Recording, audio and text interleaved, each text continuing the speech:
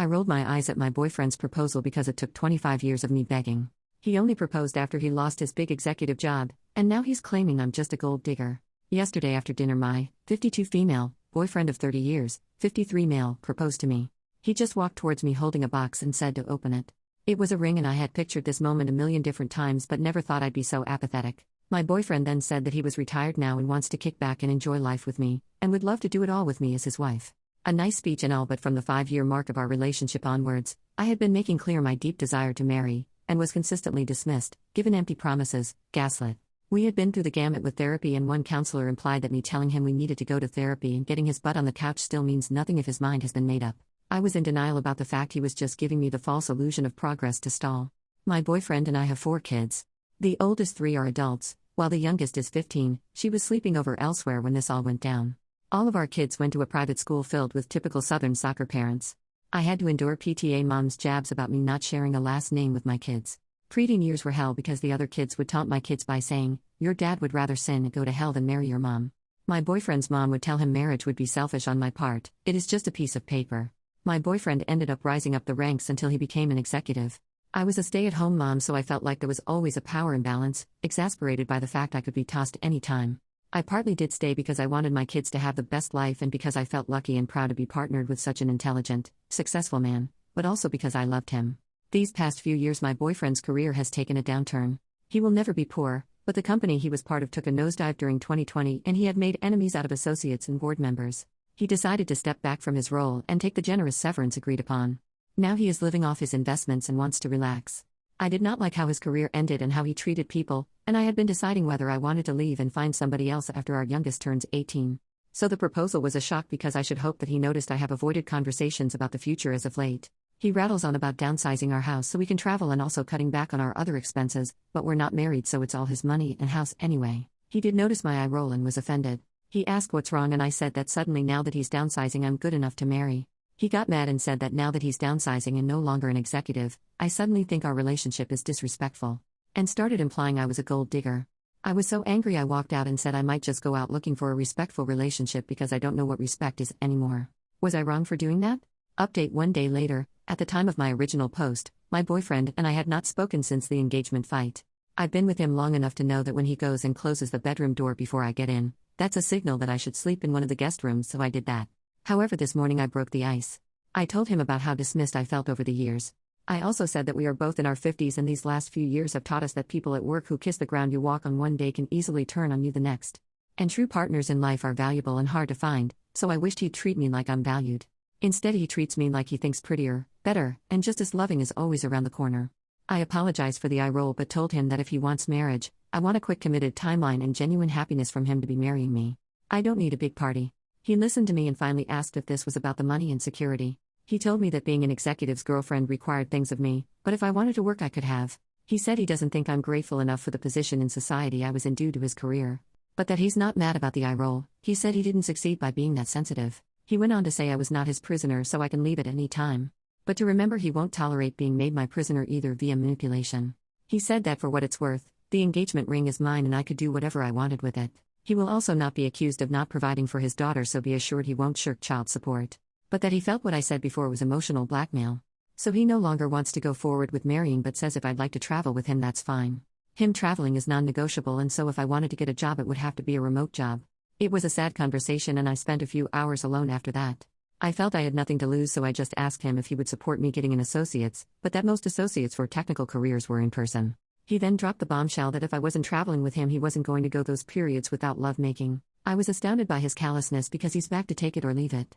We fought again with me saying we're all feeling the effects of age. I've supported him through health issues, and if he thinks he can just find somebody who has that loyalty I've shown him, he's wrong. At this point I'm looking for ways out. I can't say I haven't been tempted to say I'll travel with him and try to get a remote job, but also realize how resentful I am that he continues to need to have the power in the relationship. I don't think I'll ever know my value truly, but something's telling me there has to be better out there, at least in a partner. Update 2, 1 month later. It's been over a month since I last posted and my life has changed drastically. I really wish this update could have been positive, but I'm not doing well. But what remains is hope. Hope in the kindness of others, my grown kids, employers, courts, even my kid's dad. Hope in the value of love that I've given so freely to my kid's dad. Because I was raised to believe even those who don't appreciate the love I've given them will eventually self-actualize and pay it back. Here's what has happened since. Since my kid's dad accused me of trying to keep him an emotional prisoner, I tried to show him I valued his freedom. I gave him his space and showed that I could live life without trapping him. I started doing that right after our discussion. His reaction was anger.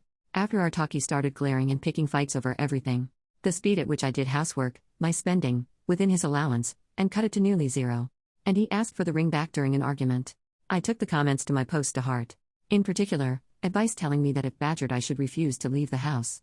Just a few days after our conversation about the engagement, he picked a fight and accused me of ignoring him. He said he wanted me out. I said no, I deserve to be here. He responded by having a lawyer send me a notice telling me to vacate that day. It happened so quickly I was too shocked to react. My kids were torn between, dad's bluffing and try to leave.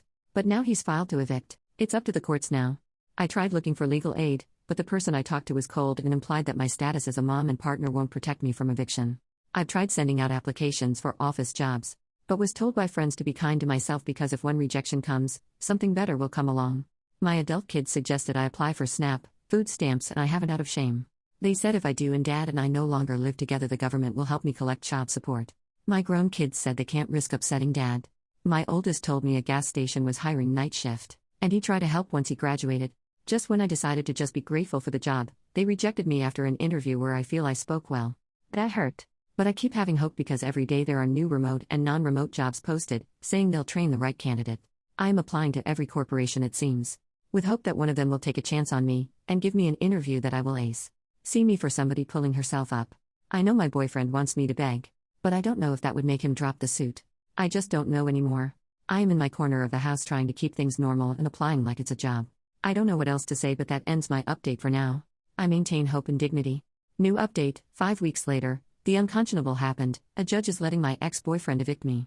A judge who is supposed to uphold the laws of fairness, morality, and for years I assumed kindness found in favor of my ex-boyfriend. My head is spinning.